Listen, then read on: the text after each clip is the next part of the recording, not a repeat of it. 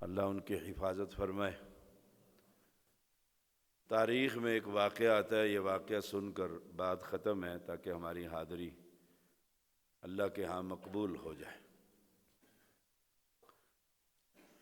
ایک شخص تھا، اس کا ایک بیٹا تھا، وہ اپنے بیٹے کو نصیحت کرتا رہتا تھا کہ نماز پڑھ لیجئے،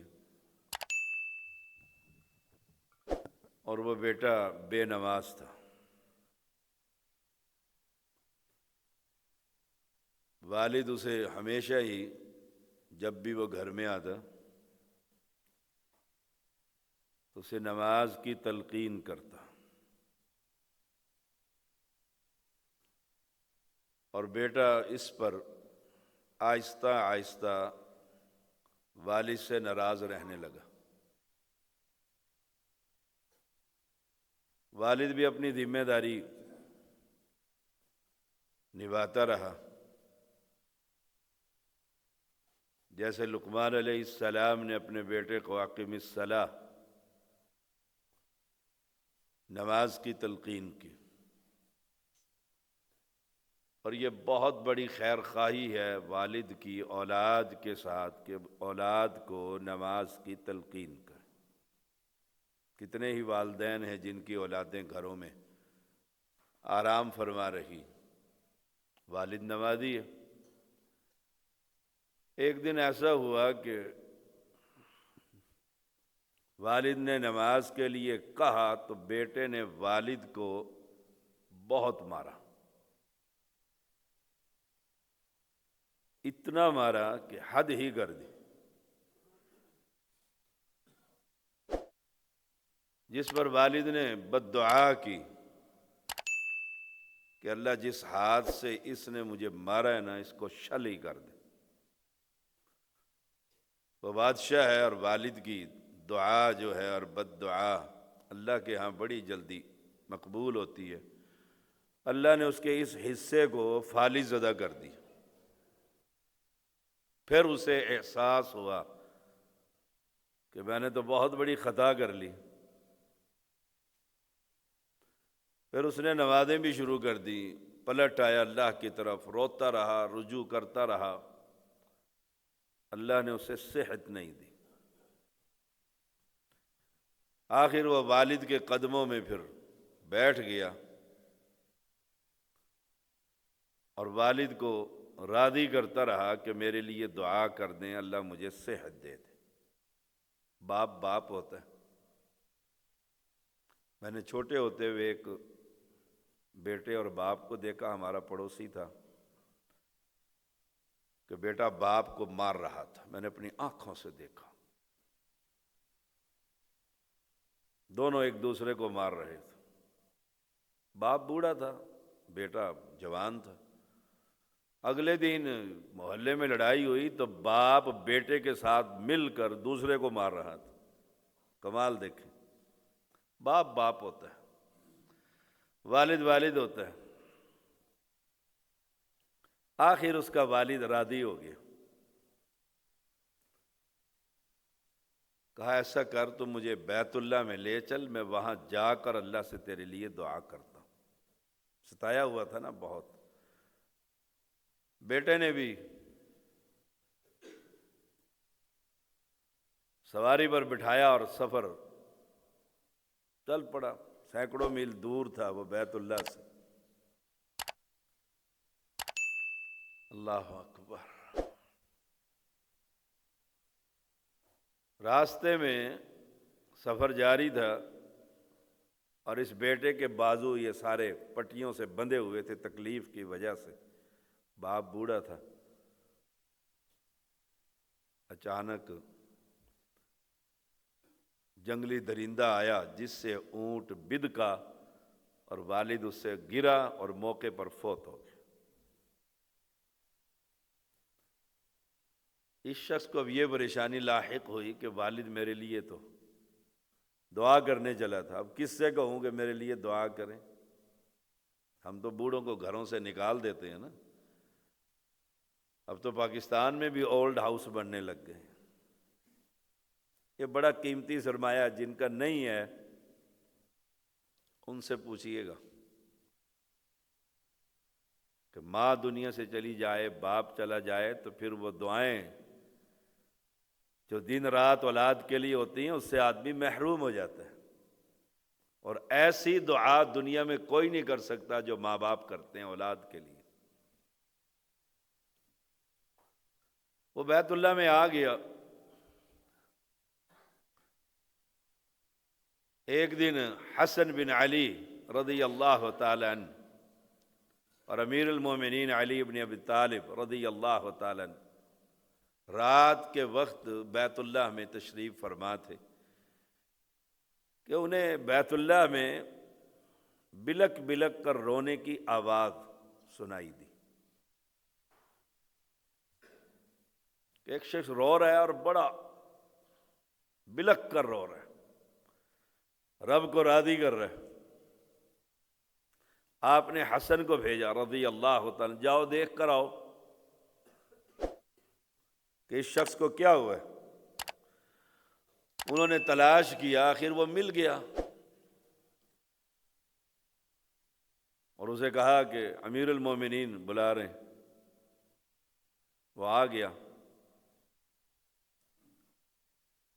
اس سے پوچھا کیا مسئلہ ہے؟ اس نے کہا مسئلہ اتنا بڑا ہے کہ ساری کہانی سنا دی، یوں کہہ لیجیے۔ میرے والد راضی ہو گئے تھے اور دعا کے لیے آ رہے تھے، تو اللہ نے اپنے پاس بلا لیا۔ مجھے جو تکلیف ہے نا اس بازو میں ہی جانتا ہوں یا میرا رب جانتا ہے۔ اس لیے قرآن کہتے ہیں نا اف لکما، والد والدہ کچھ کہہ دے تو پنجابی جو متھے تے بل بھی نہیں لے کے آنے، زبان سے ہائے بھی نہیں کہنا، اف بھی نہیں کہنا۔ بڑا مقام ہے والدین کا۔ اللہ نے وَقَضَىٰ رَبُّكَ أَلَّا تَعْبُدُوا إِلَّا إِيَّاهُ وَبِالْوَالِدَيْنِ إِحْسَانًا، توحید کے ساتھ والد کی نافرمانی سے منع کیا۔ یہ دیکھ لیں آپ، سب سے بڑا مسئلہ امت کا کیا ہے؟ شریعت کا کیا ہے؟ توحید، اور توحید کے ساتھ کیا ہے؟ والدین کے ساتھ نیکی۔ اور ہم اکثریت باغی والدین کی، انہیں کیا پتہ یہ بوڑھے ہو گئے، اور ان جہادیوں نے تو بیڑا غرق کر دیا اس نوجوانوں کا کہ باپ کو کیا پتہ ہے، تو مسلمان ہی نہیں ہے، کافر ہے، وہ نکلتے ہیں جہاد پر اور اپنے بچے گھر میں پال رکھے ہیں جہادیوں نے، ستیہ ناس کر کے رکھ دیا جوانوں کا۔ ایسی بغاوت پیدا کر دی ہے۔ میں نے اپنی زندگی میں ماں اور باپ کو ان جہادیوں کے پیچھے روتے ہوئے اور بد دعائیں کرتے ہوئے اور تڑپتے ہوئے دیکھا۔ والدین کی اجازت کے بغیر نہ جہاد جائز ہے۔ اپنے بابا کو راضی کر لیجئے، چلے جائیے جہاد سے، ہم کیوں کہاں روکتے ہیں؟ ہم خود جہاد کرتے رہے ساری زندگی اور اب بھی کر رہے ہیں۔ سب سے بڑا جہاد دعوت الی اللہ کا، قرآن کہتا ہے یہ سب سے بڑا جہاد ہے، وجاہدہم بہ جہادا کبیرا۔ والد کو راضی کیجیے، والدین کو راضی کیجیے، ان کا دل نہ دکھائیے۔ امیر المومنین علی رضی اللہ تعالی عنہ نے اس کی کہانی سنی، تاریخ میں لکھا ہے امیر المومنین وزاروں کی تار رونے لگے۔ تو نے اپنے باپ کو مارا ہے؟ پرانی مسجد ہوتی تھی نا اپنی، ایک عورت آئی، سید زادی تھی، اور اس کا بیٹا عالم تھا، اور اس نے کہا میری والدہ کو آج میرے بیٹے نے اپنی بیوی کے پیچھے میرے منہ پر تھپڑ مارا۔ اللہ اللہ اکبر! کتنے ہی ہیں جو اپنی بیوی کے پیچھے ماں اور باپ سے کلام نہیں کرتے، کتنے ہی ہیں۔ میں اندر کمرے میں سن رہا تھا، میں حیران رہ گیا، میں جانتا ہوں اس شخص کو، اتنا ظلم۔ امیر المومنین رضی اللہ تعالیٰ عنہ کہنے لگے اے نوجوان، اگر تیرا والد راضی نہ ہوتا نا، میں بھی تیرے لیے دعا نہ کرتا۔ میں بھی اس شرط پر دعا کر رہا ہوں کہ تیرا باپ تجھ سے راضی ہو گیا تھا اور وہ تیرے لیے دعا کرنے کے لیے گھر سے نکل پڑا تھا۔ آپ نے ہاتھ اٹھا دیے، اللہ کا دروازہ کھٹکھٹایا، صحابی رسول ہے، داماد رسول ہے، اور حسن کو کہا کہ اس کے کپڑے پٹیاں کھولو، اس کی بادو کو کھولو۔ سبحان اللہ، آپ دعا کرتے رہے، حسن اپنی ڈیوٹی دیتے رہے، ادھر دعا ختم ہوئی، ادھر کپڑے ختم ہوئے، ادھر رب نے اس کے بادو کو بالکل ٹھیک کر دیا۔ ماں باپ کے ساتھ بدسلوکی نہ کیجیے۔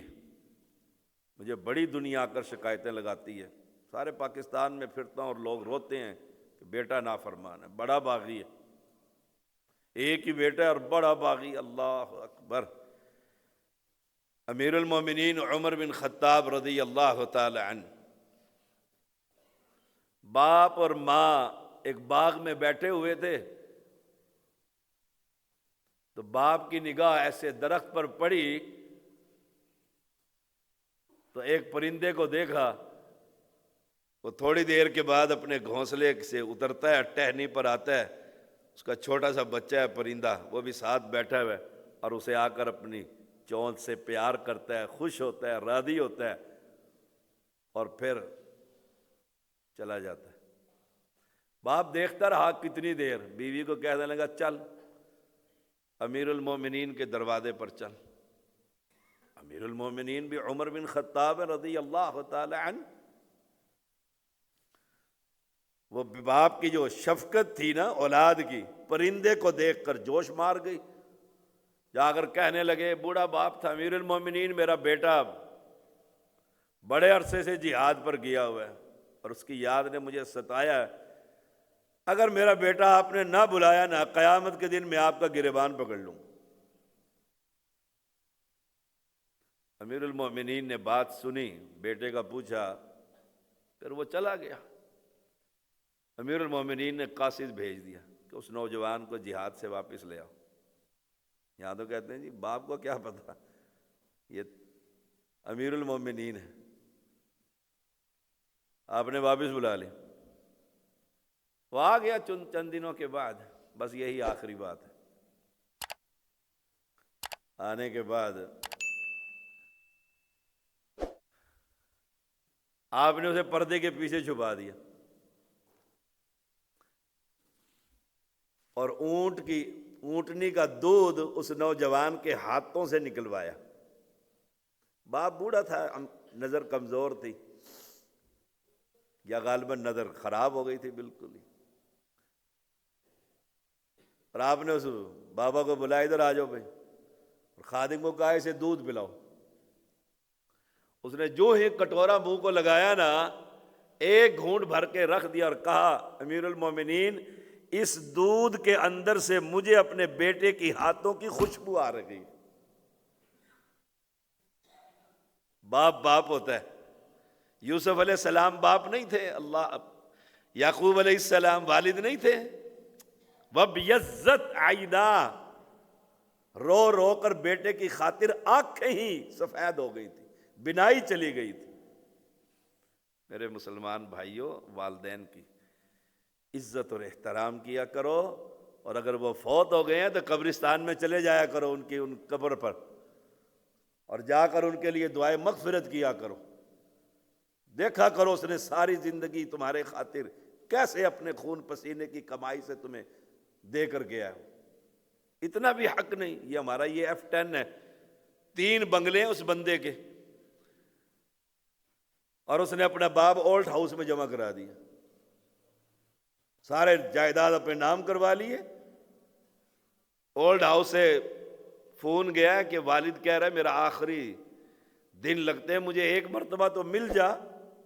بیٹے نے جواب دیا، میں بڑا مصروف ہوں، جب فوت ہو جائے گا دفن کر دینا، اور قبر کا پلاٹ نمبر مجھے دے دینا، میں قبر پر جا کر دعا کر دوں گا۔